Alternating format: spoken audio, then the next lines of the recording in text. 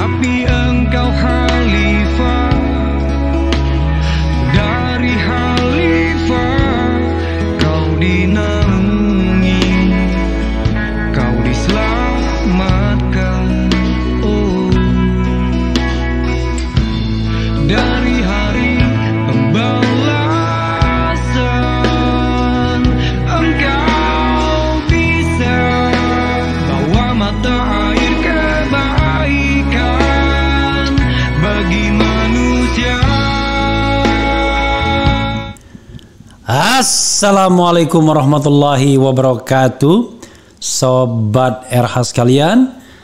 Jumpa lagi kita di channel yang keren ini, keren caras ya.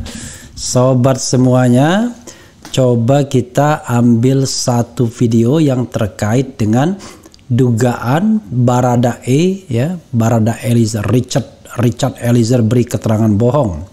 Begini analisa mantan Kabareskrim, analisis yang benar ya. Oke, Jakarta fin.co.id. Coba kita bacakan ya. Karena memang spekulasi mengenai apakah benar Baradae menembak Brigadir J karena mendengar teriakan Putri Sambo yang mau dilecehkan. Kemudian dia menegur Brigadir J, dijawab dengan tembakan, dielakkan. Wah, seperti film koboi benar ya. Lalu dia sendiri menembak 5 kali dan mati Brigadir J. 7 tembakan dari Brigadir J, tak ada yang kena. Maka hebat sekali Baradae ini. Oke, tapi kita coba bagaimana penilaian mantan Kabareskrim Polri Komjen Polisi Purnawirawan Susnodo Aji ya. Jakarta fin.co.id. Mantan Kabareskrim Polri Komjen Polisi Purnawirawan Susnodo Aji tidak setuju dengan klaim Polri bahwa Barada Richard Eliezer Pudiang Lumiu atau Baradae dibebaskan dengan alasan membela diri. Menurut Susno, Baradae versi polisi sudah menembak Brigadir Nopriansyah Yosua Huta Barat atau Brigadir J hingga meninggal dunia. Kalau seandainya benar Baradae ini membela diri dan harus bebas, maka tidak bisa dibebaskan oleh polisi. Yang bisa membebaskan adalah hakim melalui sidang pengadilan. Jadi tidak cukup hanya karena membela diri, tidak bisa. Nah, ini sakti namanya, ujar Susno seperti dikutip FIN dari channel YouTube Polisi pada Kamis 28 Juli 2022. Susno menegaskan terkait peran Baradae sesuai laporan kedua seharusnya menjadi tersangka. That's the point ya. The point I mentioned too ya. Setidak-tidaknya Baradae memberikan keterangan bohong. Kalaupun ada cerita lain maka kasusnya akan berbalik. Peran Baradae ini menjadi tersangka langsung, bisa menjadi membantu, bisa sebagai eksekutor, bisa juga memberikan keterangan yang tidak benar, terang mantan Kapolda Jabar ini. Selain itu, keberadaan Baradae yang tidak jelas juga membuat banyak spekulasi. Informasi terakhir, Baradae mengajukan perlindungan ke LPSK. Kenapa dia dilindungi? Siapa yang mengancam dia? Dan ini ada syarat-syaratnya soal dia dikawal oleh Komnas HAM, kira-kira sekali-kalilah terutama dikawal oleh Bintara dan Perwira. Kapan lagi terang mantan Kapolda Jabar ini? Seperti diberitakan, aksi baku tembak yang terjadi di kediaman Kadif Propam Polri Irjen Pol Verdi Sambo terus diselidiki. Informasi yang dihimpun tim penyelidik, insiden penembakan terjadi karena Brigadir Nopriansyah Yosua Huta Barat atau Brigadir J diduga melecehkan istri Verdi Sambo, yaitu Putri Chandrawati. Yosua disebut masuk ke kamar istri Verdi Sambo dan menodongkan pistol. Kemudian berdasarkan keterangan dan barang bukti di lapangan bahwa Brigadir J memasuki kamar pribadi Kadif Propam dan melecehkan istri Kadif Propam dengan menodongkan senjata, kata Karopenmas Divisi Humas Polri Brigjen Polisi Ahmad Ramadan di Jakarta Senin 11 Juli 2022. Karopenmas ya, bukan Karopenum.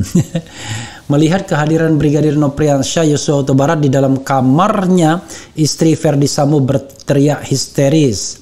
Teriakan istri Verdi Sambo itu didengar oleh Baradae yang saat itu berada di lantai 2. Dia pun berlari turun ke lantai 1 dan menuju ke arah kamar pribadi komandannya. Melihat kedatangan Baradae, Brigadir Yosua menegurnya. Karena panik,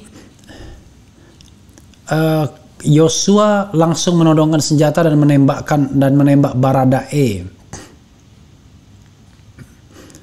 Dia pun menghindar. Baradae dengan membalas menembak, tembakannya mengenai sasaran dan menewaskan Brigadir J Papar Ramadan.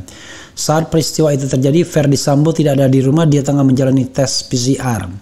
Dari hasil olah TKP, Brigadir Yosua melepaskan tembakan sebanyak 7 kali, sedangkan Baradae membalas tembakan 5 kali.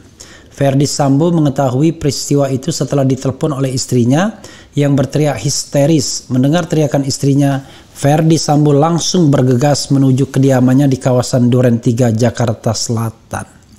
Begitu sampai di rumah Kadifropam, mendapati Brigadir J sudah dalam kondisi meninggal dunia tutur Ramadan.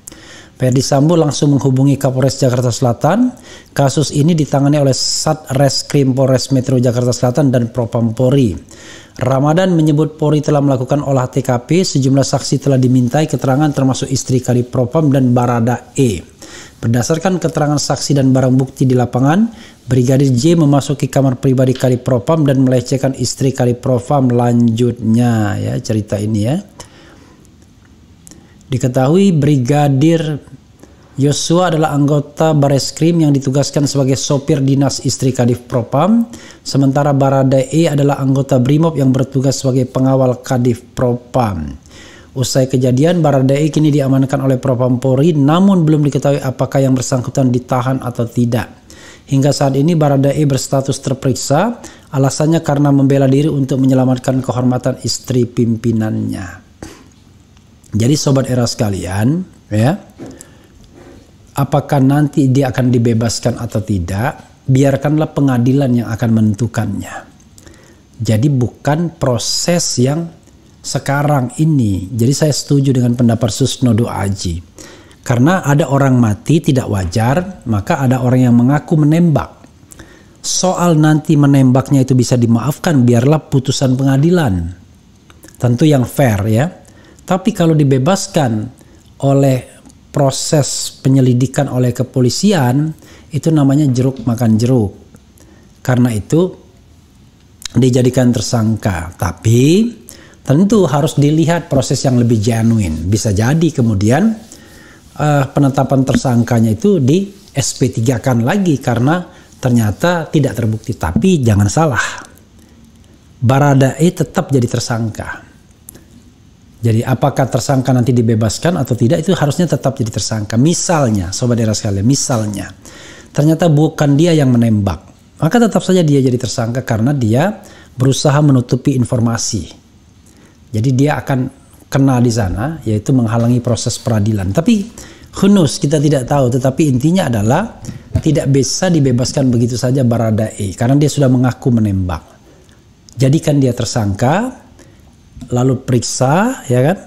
Bila perlu ditahan karena ini adalah kasus pembunuhan, kemudian nonaktifkan, lalu nanti dibawa ke pengadilan. Kita lihat perannya apa, apakah perannya sebagai eksekutor ataukah dia sesungguhnya hanya bukan sekadar tapi bagian dari obstruction of justice, atau bagian dari misalnya ada proses pembunuhan berencana, misalnya kalau ada pembunuhan berencana. Jadi sobat era sekalian, perlakuan terhadap Brigadir E ini ya bisa dibilang istimewa jadinya, karena dia tidak diapa-apakan ya sampai saat ini so far. Padahal pengakuan dia itu sudah didapatkan ya paling tidak pada hari H ketika Kapolres Jakarta Selatan olah TKP pada tanggal 8 Juli. Sekarang tanggal 29 Juli, oh ini hari kelahiran ibu saya ya, mohon doanya. Rabbana atina fid dunya hasanah wa fil akhirati hasanah wa qina azabannar. Oke, bukan ini. Rabbil firli wali walidayya warhamhuma kama rabbayani shaghira.